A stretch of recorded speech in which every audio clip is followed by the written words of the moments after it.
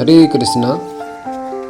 Transcendental Teachings of Prahlad Maharaj by His Divine Grace A.C. Bhakti Vedanta Swami Srila Prabhupada, Founder Acharya of the International Society for Krishna Consciousness. Chapter 4. I love Krishna more than anything. Now Prahlad Maharaj makes a further statement about the complications of material life. He compares the attachment of a householder to the silkworm. The silkworm wraps itself in a cocoon made of its own saliva until he is in a prison from which he cannot escape. In the same way, a materialistic householder's entanglement becomes so tight that he cannot come out of the cocoon of family attraction. Even though there are so many miseries in materialistic family life, he cannot break free. Why? He thinks that sex life and eating palatable dishes are most important. Therefore, in spite of so many miserable conditions, he cannot give them up. In this way, when a person is too much entangled in family life, he cannot think of its real benefit to escape from material life.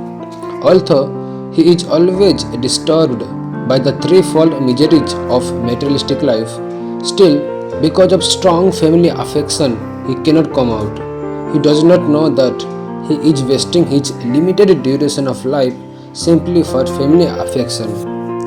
He is spoiling the life that was meant for realizing his eternal self, for realizing his real spiritual life. Therefore, Prahlad says to his demonic friends, please give up the company of those who are simply after material enjoyment. Just associate with persons who have taken to Krishna consciousness. That is his advice. He says to his friends that this Krishna consciousness is easy to attain. Why? Krishna consciousness is actually very dear to us, but we have forgotten it. Therefore, anyone who takes to Krishna consciousness becomes more and more affected by it and forgets its material consciousness. If you are in a foreign country, you might forget your home and your family members and friends who are very dear to you. But if you are all of a sudden reminded of your home and friends, you will at once become very preoccupied. How shall I meet them? In San Francisco, one of our friends told me that long ago he left his young children and went to another country. Recently, a letter came from his grown-up son, and at once the father remembered his affection for him and sent some money. That affection automatically came, even though he had forgotten his child for so many years. Similarly, our affection for Krishna is so intimate that also as there is some touch of Krishna consciousness, we at once revive our relationship with him. Everyone has some particular relationship with Krishna, the Supreme Lord, which he has forgotten. But as we become Krishna conscious, gradually our old consciousness of our relationship with Krishna is revived. And when our consciousness is actually in the clear stage, we can understand our particular relationship with Krishna. One may have a relationship with Krishna as a son or servant, as a friend, as a parent, or as a beloved wife or lover. All these relationships are pervertedly reflected in life in the material world. But as soon as we come to the platform of Krishna consciousness, our old relationship with Krishna is revived. We love every one of us. First, I love my body because myself is within this body. So actually, I love myself better than the body. But that self has an intimate relationship with Krishna because the self is part and parcel of Krishna.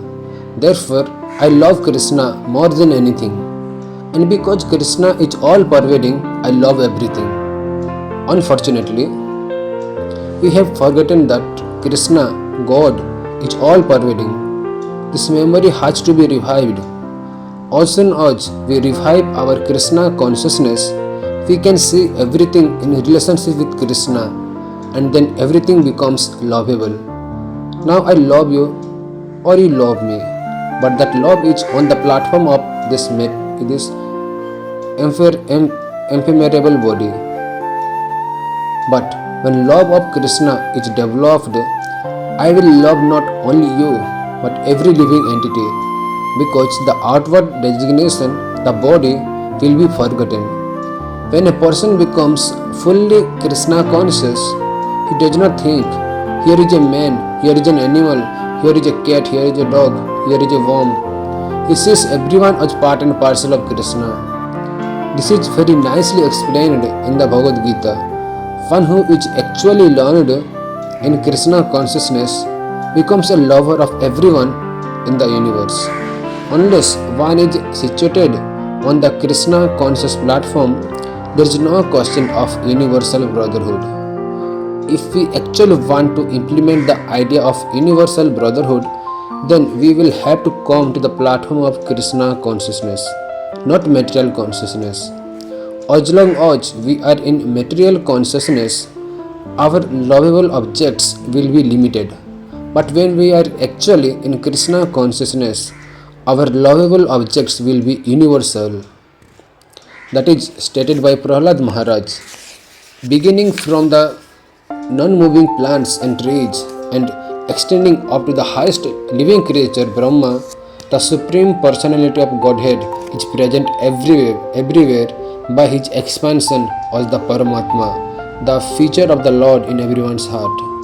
As soon as we become Krishna conscious, that extension of the Supreme Personality of Godhead, Paramatma, induces us to love every object in a relationship with Krishna.